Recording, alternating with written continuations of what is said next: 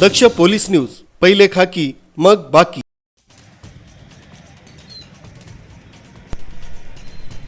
सोलापूरहून नाशिककडे येत असलेल्या राज्य परिवहन महामंडळाच्या बसला शिंदेपळसे टोलनाक्याजवळ अचानक आग लागल्याची घटना शुक्रवारी सायंकाळी घडली।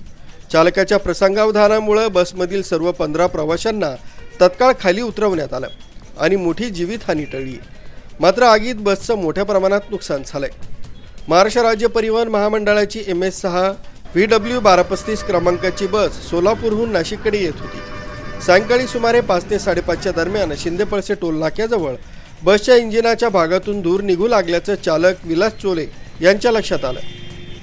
त्यांनी तातडीनं बस रस्त्याच्या कडेला उभी करून प्रवाशांना खाली उतरवलं।